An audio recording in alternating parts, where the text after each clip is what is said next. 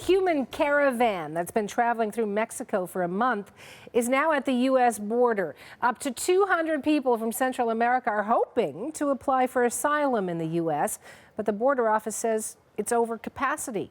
The migrant group has been on the Trump administration's radar for some time. You can bet there will be controversy no matter what decision the U.S. makes. CBC's Lindsay Duncombe is on the story. She joins me live from Washington. How is the administration greeting this very high-profile arrival on America's doorstep, Lindsay?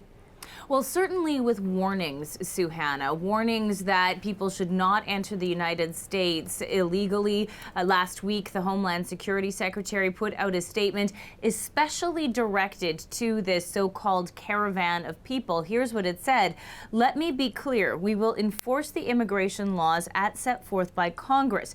If you enter this country illegally, you have broken the law and will be referred for prosecution. If you make a false immigration claim, you have broken the law and will be referred for prosecution. If you assist or coach an individual in making a false immigration claim, you have broken the law and will be referred for prosecution." Now, what these people want to do, which is make an asylum claim at the border, is not illegal, but the spectacle that this caravan has raised as it came up over the last more than a month through Mexico, the attention that it has received on cable news and from the president directly has really posed a spotlight on the administration's belief that people are trying to get into the country illegally, and that what we're talking about is smugglers, drug smugglers, human trafficking people who are using what the administration describes as lax border laws to get into the country. And the larger concern that the president continues to raise is the idea of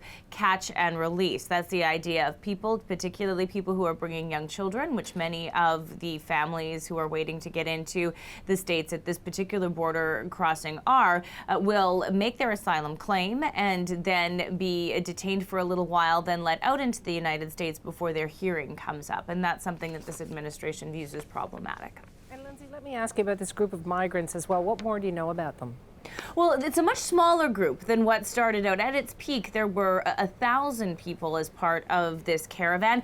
This is something that actually happens every year. It starts around Easter. In addition to bringing people to the border to process claims, it also is a way to raise awareness on the plight of migration and in the plight of what some of these people are dealing with in their home countries. The reasons that they say that they are applying for asylum has a lot to do with the violence in their home countries. Most of these people are from Honduras. There are some from El Salvador, and in those cases, if you look at the numbers, they don't have statistically a great chance of getting asylum. In fact, less than a quarter of the people who make that kind of appeal at the border actually end up being processed within the United States.